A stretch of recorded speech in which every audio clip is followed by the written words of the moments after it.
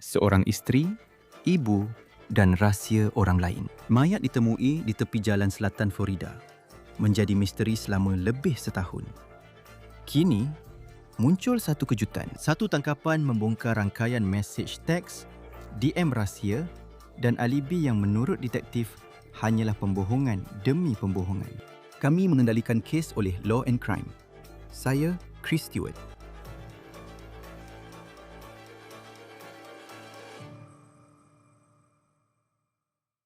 Kejadian ini sukar dilupakan.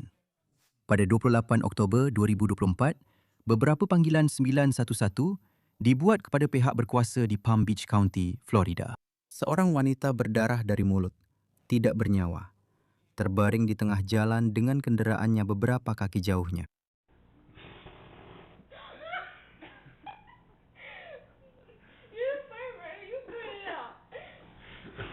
Inilah wanita di jalan itu, seperti mana kenalan ingin mengingatinya. Linda Campotelli. Ini adalah video dari obituarinya, menunjukkan dia berseronok bersama keluarga. Linda membesar di Miami dan merupakan pelajar cemerlang. Dia menerima beasiswa akademik ke Universiti Miami dan bekerja sebagai jururawat berdaftar selama sedekad. Dia bertemu suaminya, seorang doktor residen, dan memulakan keluarga dengan 2 anak. Mereka kemudian berpindah ke utara Miami, ke Palm Beach County. Mereka tinggal di komuniti Wellington. Dalam obituari Linda, beliau dikenang sebagai seorang yang bersemangat dalam hidup. Bagaimana seseorang yang disayangi ramai dan menghabiskan kerjayanya menjaga orang lain boleh mati begini, walaupun mengetahui semua itu. Pada 18 Oktober 24, jam 10.20 malam, pejabat syarif menerima beberapa panggilan 911 tentang seorang wanita di Jalan Raya Blok 6000, Jalan Lyons, kawasan Western Lake Worth, Boyden. Itu terletak di Jalan Lyons antara Jalan Lantana dan Hipaluxo. Pemanggil menghubungi 911 dan memberitahu terdapat seorang wanita tidak memberi respons terbaring di atas jalan berhampiran sebuah Chevy Tahoe putih. Polis temui kenderaan milik suami berhampiran mayat, mengaitkan Linda sebagai mangsa. Saya ingin beri amaran, kematiannya sukar dibincang dan ada kesan darah di jalan. Menurut penguatkuasa undang-undang, dia cedera parah di kepala dan tumit belakangnya melecet dan cacat. Pihak berkuasa berkata, Linda telah diseret atau digerakkan secara paksa. Kesederaan Puan Campotelli sepadan dengan trauma hentakan objek tumpul. Beliau dibawa ke Pejabat Pemeriksa Perubatan Daerah Palm Beach untuk pemeriksaan forensik. Berdasarkan pemeriksaan dan maklumat dari pejabat syarif, kes ini diklasifikasikan sebagai pembunuhan. Di dalam kereta, terdapat kesan yang menunjukkan seseorang telah berada di dalam kenderaan itu dan individu tersebut didakwa cuba mengelap darah. Timbalan Syarif menulis, enjin kenderaan masih hidup dan semua pintu tertutup. 25 kaki dari situ, mereka jumpa telefon bimbit milik Linda. Dan terdapat satu mesej teks baru daripada suaminya di telefon bimbit itu. Ia diterima kira-kira sejam sebelum itu.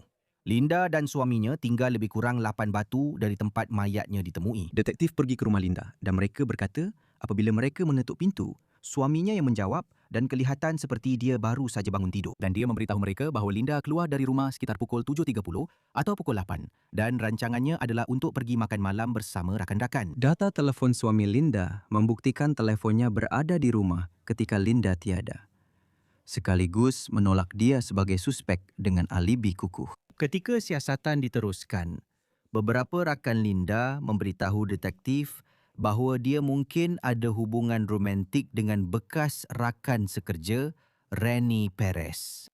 Sekarang, sebelum kita bercakap tentang Rennie, kita perlu bercakap tentang apa yang ditemui di tempat duduk belakang kenderaan Linda. Kenderaan itu ialah sebuah Chevy Tahoe. Menurut timbalan syarif, ruang belakang itu cukup besar untuk 2 orang. Di situ, dengan tempat duduk dilipat, ada helaian perubatan ultrasound. Tetapi selain itu, apabila mereka memeriksa telefon Linda, mereka perasan ada sesuatu lagi di situ. Ia sudah tiada apabila timbalan syarif tiba. Terdapat imej di telefon Linda menunjukkan selimut atau kain alas meja di atas helaian perubatan. Selimut itu tertulis, "Selamat Hari Jadi. Semoga hari jadi anda luar biasa." Namun, semasa timbalan syarif memeriksa tempat mayat Linda ditemui, helaian itu sudah hilang. Jadi bukti menunjukkan bahawa Encik Perez dan Encik Camputeli telah mengenali satu sama lain untuk tempoh yang lama. Mereka pernah bekerja bersama sebelum ini. Mereka mempunyai persahabatan yang berterusan. Detektif mengekstrak data iPhone Linda dan mendapati dia ada hubungan romantik dengan Rene Perez. Ini adalah menurut affidavit, kira-kira 25 muka surat yang kami ada di Law and Crime. Kini, Linda dan Rene kerap berhubung melalui WhatsApp, aplikasi mesej dengan penyulitan hujung ke hujung yang membolehkan komunikasi rahsia. Apabila Timbalan Sheriff menemui mesej Linda dan Rene, ini menunjukkan mereka merancang berjumpa pada malam Linda dibunuh ketika dia sepatutnya makan malam dengan rakan. Inilah antara mesej sehari sebelumnya ketika pihak berkuasa mendakwa Linda dan Rene sedang rancang perkara ini. Linda mesej Rene di WhatsApp. Aku sayang kau. Aku rasa pelik dan tak tahu apa akan jadi esok. Kau tak pernah lakukan ini untuk aku. Jadi, aku rasa gementar. Beberapa minit kemudian, Rene balas. Lol, tak ada apa-apa. Cuma nak tunjuk aku pun boleh romantik. Mungkin tak sehebat yang kau pernah buat. Kemudian Linda berkata, petikannya, jadi esok pukul 7.30 dan kau pasti 100% ini tak ada masalah. Rene membalas, ya betul. Saya sayang awak. Linda pula jawab, terima kasih. Saya juga sayang awak. Selamat malam. Timbalan Sheriff berkata, mesej lain menunjukkan mereka sering berbual tentang seks dan saling mencintai. Mereka percaya hubungan romantik ini didakwa berlangsung sekitar 2 tahun. Sekarang, jelas sekali, apabila anda membaca itu, jika anda seorang detektif, anda akan berkata, kita perlu bercakap dengan Rene Perez ini. Mereka berjaya membawa Rene untuk temu bual pada 2024 selepas kejadian ini. Rene mengaku dia ada hubungan sulit dengan Linda. Dia mendakwa hubungan sulit ini sudah 2 tahun. Timbalan Sheriff bertanya kepada Rene tentang mesej WhatsApp dan rancangan bertemu pada hari Linda ditemui mati. Rene merancang sesuatu istimewa untuk hari jadi Linda kerana ia beberapa hari sebelum itu. Dia bekerja shift malam di pusat perubatan. Rancangannya, dia akan meninggalkan tempat kerja dan jumpa Linda. Namun, sehari sebelumnya, dia mesej Linda beritahu tidak dapat hadir kerana anak lelakinya sakit dan dia tak dapat bekerja. Namun begitu, dia berkata bahawa akhirnya dia tetap pergi bekerja pada malam itu. Masalah dengan alibi itu ialah beberapa mesej yang Linda dan Rene hantar antara satu sama lain seperti yang baru kita baca. Pihak berkuasa menyatakan tiada bukti Rene pernah menghantar mesej sama ada teks atau WhatsApp. Dia tidak akan jumpa Linda malam 28 hari bulan itu. Sekarang, anda boleh lihat apabila anda dengar perkara itu, jika anda seorang detektif, ada beberapa perkara yang tidak masuk akal dalam cerita ini. Dan banyak bahagian dalam cerita ini, banyak bahagian dalam kes ini yang telah dibina sejak malam itu pada Oktober 2024. Bergantung kepada apa yang ditunjukkan oleh data lokasi telefon bimbit. Sebelum kita lanjut, mari bincang lagi tentang Rene. Kerana dia beritahu Timbalan Sheriff bahawa Linda kecewa selepas dia membatalkan janji romantik dengan Linda malam sebelumnya. Detektif berkata, itu satu lagi tanda amaran. Kerana mereka telah melihat puluhan ribu mesej teks sepanjang beberapa bulan lepas antara kedua-duanya. Dan mereka perasan ada corak dalam cara Rene dan Linda berkomunikasi. Mereka kata, jika Linda marah atau gelisah, Rene akan terlalu kerap meminta maaf. Jadi sekarang dia mendakwa bahawa Linda sangat marah kerana dia telah membatalkan pertemuan yang mereka rancang untuk hari lahirnya. Namun, Timbalan Sheriff menyatakan, tiada bukti atau permohonan maaf daripada Rene selain tiada bukti dia membatalkan pertemuan kerana semua mesej antara Linda dan Rene ada. Sekarang mari bincang data lokasi telefon bimbit. Rene beritahu Timbalan Sheriff dia kongsi lokasi telefon utama dengan isterinya. Jika dia mahu jumpa Linda, dia akan tinggalkan telefon utamanya supaya lokasi tidak dikesan. Dia berkata, dia mempunyai telefon kedua yang boleh dihubungi oleh tempat kerjanya. Jadi, jika dia berada di luar dan mereka memerlukan dia kembali ke pusat perubatan, mereka boleh menghubunginya. Pada malam itu, walaupun dia kata berada di tempat kerja, detektif mendakwa rakaman CCTV menunjukkan Rene keluar kerja sekitar 6.24 petang. Telefon utama yang memaklumkan isterinya lokasi dia berada ditinggalkan, kata Timbalan Sheriff. Beberapa jam selepas itu, jam 11.52 malam, Reni kembali ke tempat kerja. Timbalan Syarif berkata dalam rakaman CCTV, dia kembali, pergi ke tong sampah dan kelihatan membuang sesuatu. Pihak penguatkuasa undang-undang masih belum pasti apa yang dibuangnya ke dalam tong sampah. Timbalan polis perasan Reni hanya memakai satu jenis kasut bila kembali bekerja. Apabila dia masuk kerja dan pulang sedikit selepas tengah malam, dia memakai kasut berbeza. Sehingga kini, polis masih tidak tahu ke mana pasangan kasut pertama itu. Beberapa hari selepas temu bual, detektif menggeledah rumah Reni. Pada masa itu, muncul perkembangan baru dalam kes ini apabila Reni menggunakan telefon baharu dengan nombor sama tetapi peranti berbeza. Reni berkata dia hilang telefon lama dan perlu beli yang baharu di kedai. Timbalan Syarif, dalam kes ini, sebelum kita teruskan, saya ingin nyatakan, mereka ada banyak resit tentang Reni. Bukan hanya secara kiasan. Secara literal, mereka memang ada resit kerana mereka kata mereka mendapat rakaman kamera litar tertutup dari kedai ATT. Dan mereka dapati Reni keluar dengan peranti lama di satu tangan dan telefon baharunya di tangan yang satu lagi. Telefon baharu mengandungi banyak maklumat dari telefon lama. Tetapi Timbalan Syarif berkata, didakwa, semua mesej yang Reni dan Linda hantar antara satu sama lain, semuanya ada pada telefon lama. Didakwa bermaksud Reni sama ada telah memadamkannya atau dia sengaja tidak memindahkan maklumat itu. Penguatkuasa undang-undang dalam rekod mahkamah menyatakan cerita Reni tentang telefon itu kononnya itu adalah satu pembohongan. Sekarang, cerita Reni, seperti yang anda boleh lihat, memang meragukan. Pihak berkuasa mengambil masa menyiasat walaupun ada dakwaan kelemahan kenyataan Reni tentang lokasi malam Linda meninggal dan maklumat telefon bimbitnya. Sepanjang siasatan yang berakhir semalam itu, mereka telah menjalankan tinjauan video yang menyeluruh, menemu bual ramai saksi dan mengumpul banyak bukti forensik. Sepanjang siasatan, mereka telah menyediakan lebih daripada 50 waran geledah berkaitan kes ini, menganalisis beratus-ratus jam data telefon bimbit dan melakukan kerja analisis ke atas semua telefon bimbit yang terlibat.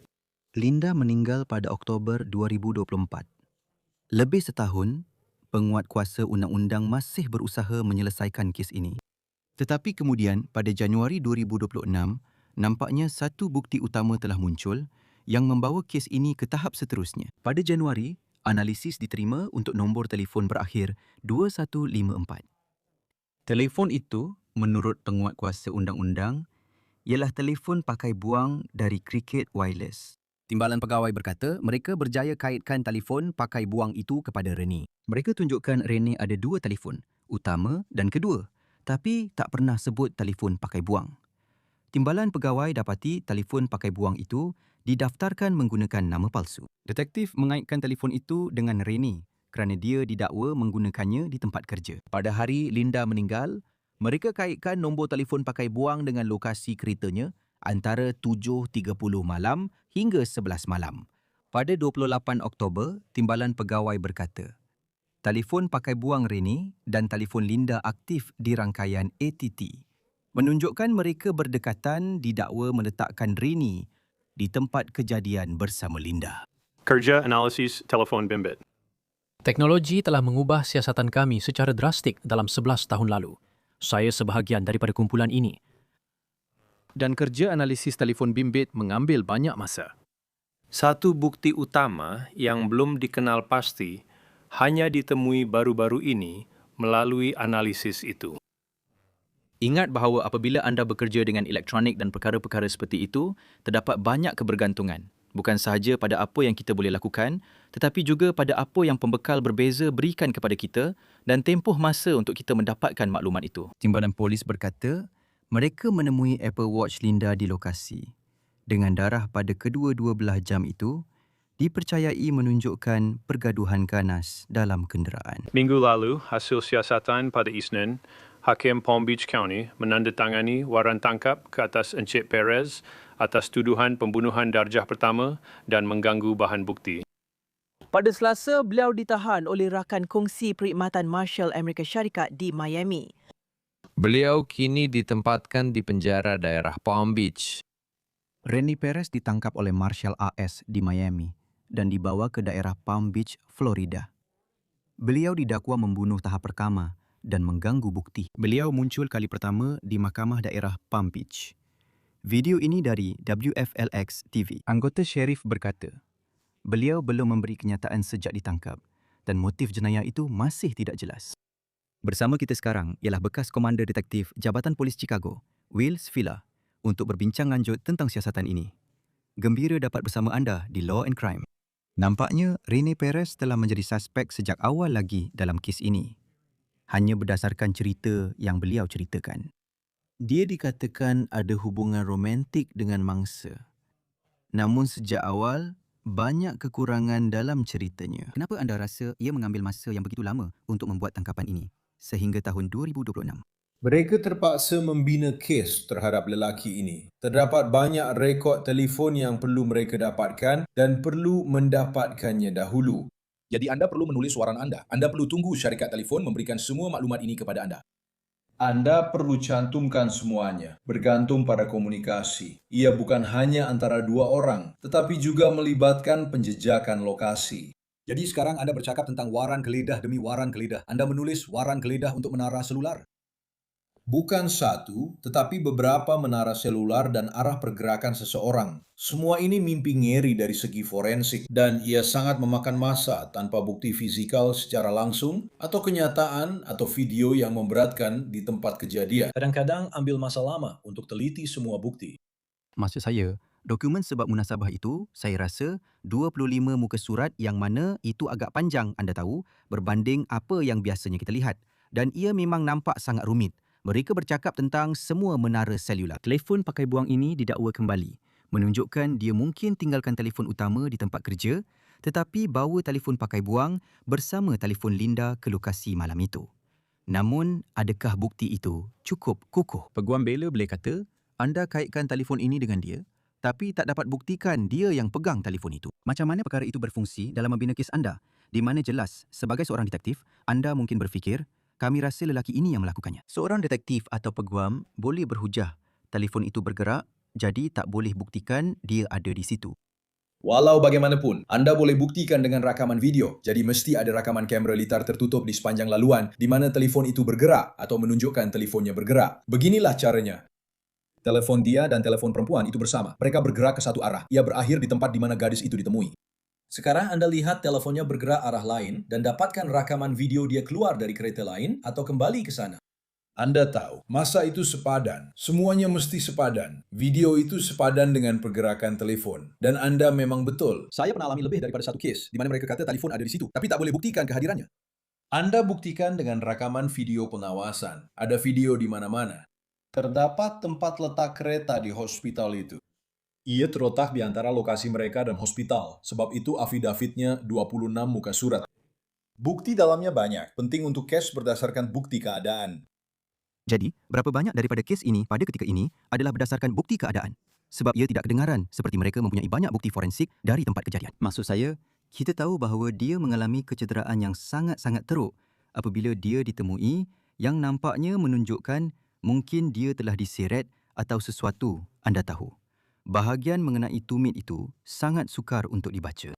Tetapi kita tidak banyak dengar tentang apa yang mengaitkan dia dengan Chevy Tahoe itu, selain daripada fakta bahawa mereka mempunyai hubungan dalam satu bentuk. Kecuali ada rakaman video yang menunjukkan dia keluar dari kenderaan itu pada satu ketika atau masuk pada satu ketika.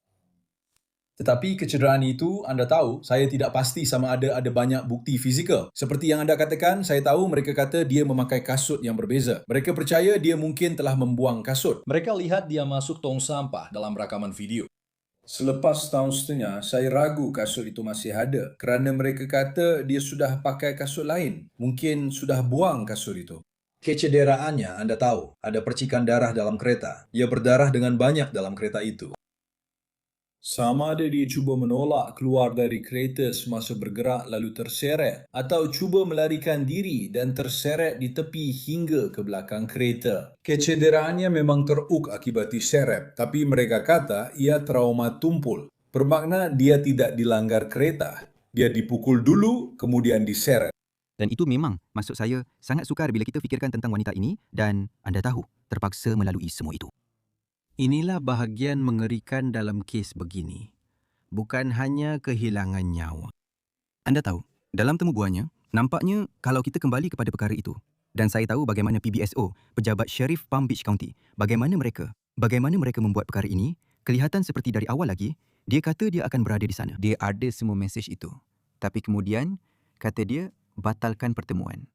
Namun tiada bukti dia pernah batalkan pertemuan dengan dia. Dan nampaknya, dari awal lagi, sesiapa yang menonton ini akan fikir, inilah lelaki yang mungkin bertanggungjawab atas perkara ini.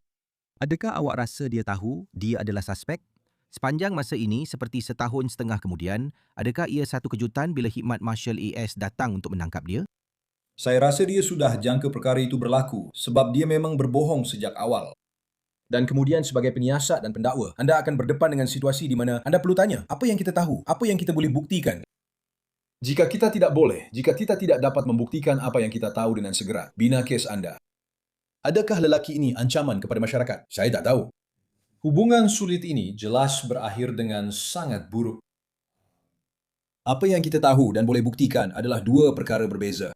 Awak dah tahu dari hari pertama, siapa lagi yang akan jadi suspek dalam situasi macam ni.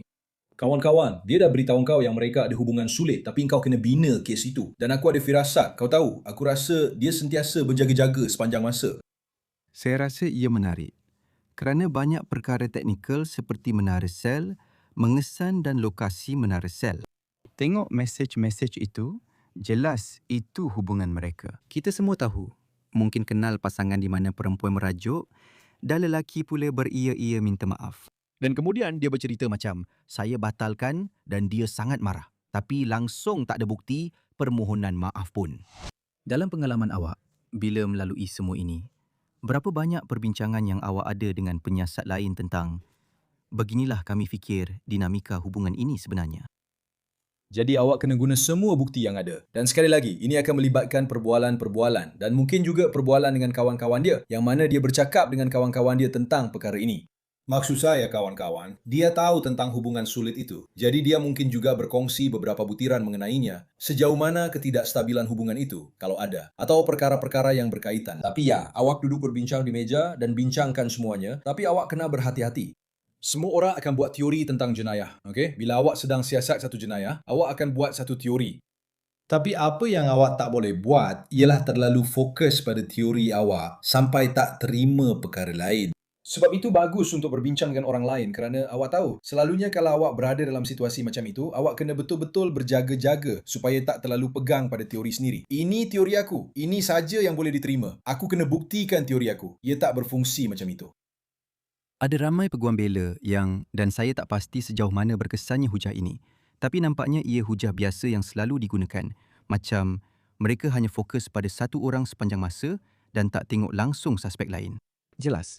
Jika seseorang ada hubungan sulit dan berbohong kepada penyiasat, anda mungkin fikir perlu siasat dia lebih mendalam. Terutamanya kerana mayat ditemui di tempat seperti Lions Road, di mana dia pernah tinggal. Ia seperti jalan sibuk. Peguam bela mungkin berkata, siapa tahu bagaimana dia boleh berakhir begini. Mungkin cuma ada orang yang lalu di situ selepas dia pergi. Bagaimana awak nak bina kes? Singkirkan kemungkinan lain dan tetap fokus pada penipu berdasarkan kata-kata mereka. Maksud saya, lelaki ini, nampaknya dia buat semua perkara pada awalnya yang menyebabkan penyiasat akan siasat dia sebagai orang yang mungkin lakukan perkara itu. Dia berterus terang mengaku yang ada hubungan sulit, tapi kemudian dia menipu tentang keadaan sekelilingnya pada malam itu.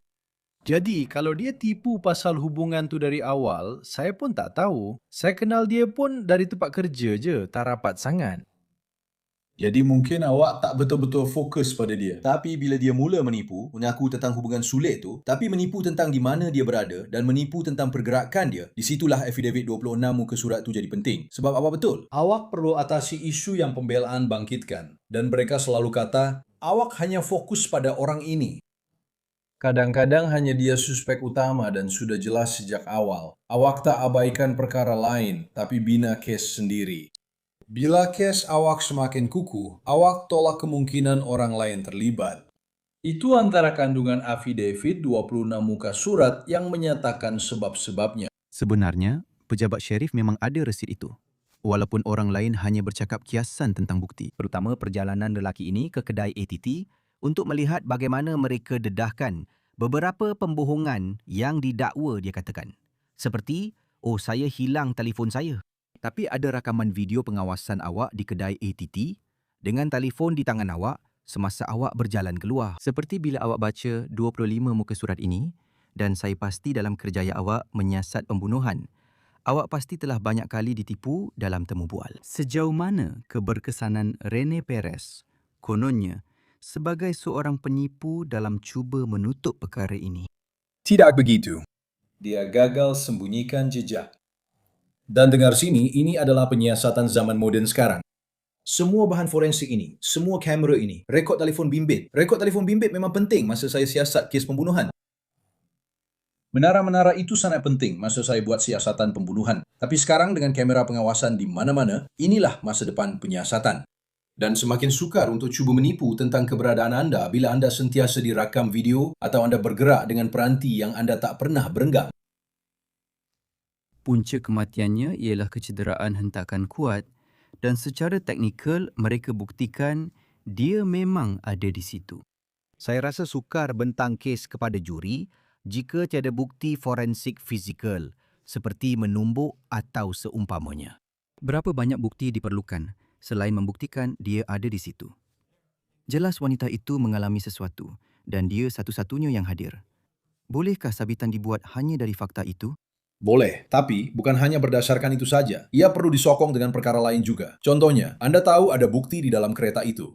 Terdapat percikan darah dan kesan keganasan dalam kereta, seperti pukulan atau percikan darah. Garah dalam kereta menunjukkan keganasan berlaku, menolak pembelaan bahawa dia hanya dilanggar dan diseret kerana ada bukti pemukulan dalam kereta. Apa pendapat anda tentang kekuatan kes ini? Setakat ini hanya 25 muka surat. Sudah agak banyak. Sejauh mana kuatnya kes ini? Jika anda seorang profesional, anda tahu. Dari pihak pendakwa, adakah mereka akan rasa yakin untuk membawa kes ini? Siasatan setahun setengah. Affidavit 26 muka surat. Komunikasi berjam-jam. Rekod telefon dijejak. Saya rasa teka-teki ini hampir lengkap.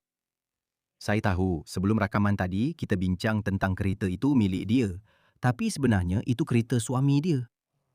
Dan kemudian, ada selimut selamat hari jadi yang diletakkan tapi dia yang cuba untuk. Mungkin saya saja yang tak faham maksud sebenarnya. Ia masih tak jelas bagaimana diletak selimut hari jadi itu.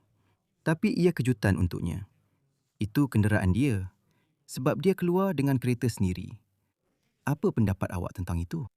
Peliknya, dia takkan hias kereta suami sendiri dalam perjalanan menemui kekasihnya. Sekarang, bila masa terluang itu, di mana ia berlaku? Adakah ia berlaku selepas kejadian itu? Kau tahu, dia bentang dan letak semua selimut ni lepas dia pergi. Adakah dia merekayasanya? Kau kena tentukan dan mereka mungkin dah tahu bila itu berlaku. Sebab macam yang kita cakap, itu bukan keretanya. Itu kereta wanita itu. Itu kereta suami dia. Dia takkan hias kereta suami dia untuk hari jadi dia sendiri. Jadi mungkin itu dibuat selepas itu. Menarik untuk lihat bagaimana ia berjalan. Mereka kini ada banyak bukti dan dia ditahan di penjara Palm Beach County. Kita akan lihat bukti baru bila kes ini berjalan nanti. Bekas Komander Detektif Jabatan Polis Chicago, Wilson Villa. Seronok ada awak di Law and Crime. Terima kasih bersama kami. Sama-sama. Itu saja untuk On The Case oleh Law and Crime. Langgan kami di YouTube, Spotify dan kini di Peacock. Saya Chris Stewart. Jumpa lagi.